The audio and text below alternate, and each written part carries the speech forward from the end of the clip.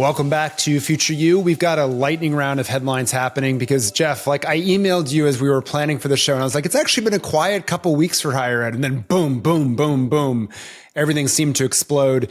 One, though, that you sent me that wasn't obvious immediately how it connected to higher ed when I read it was this Wall Street Journal article, Student Loan Debt is Strangling Gen X. So no, not my good old Gen X. Are you Gen X, Mike? I am Gen X. I always think you're a millennial. Yeah, no. I slide under. Yeah. If only I slide in. I slide in Gen X.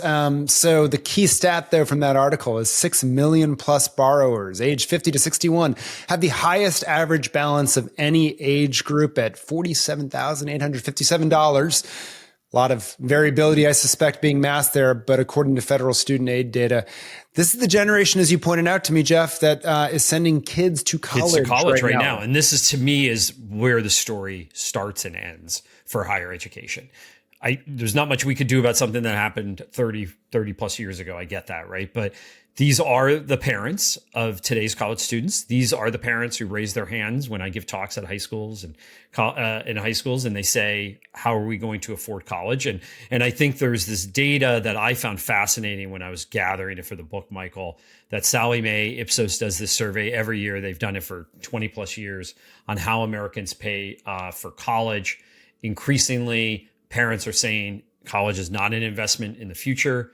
Only 41% said in 2024 they were willing to stretch themselves financially to obtain the best opportunity for their future, compared to 60% a decade earlier. Here's where I think it's very interesting.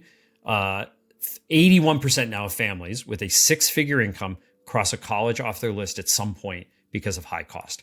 What I think's happening here is that parents who do have student loan debt themselves are now saying to their own kids either, hey, interest in the principal on that, too much for me, I can't pay for college for you, or this is what the investment was for me 30 years ago. I'm not willing to make that same investment now.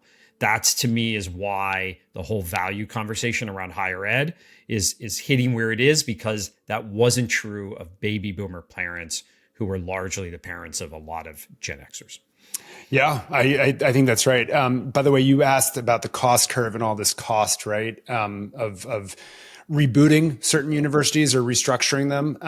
I do think this is what favors new universities coming into the space. I had that piece a few weeks ago where I agreed with you that higher ed is going to thrive in the future, but I think it might be very different programs that come in and redefine the cost structure as they also redefine the experience.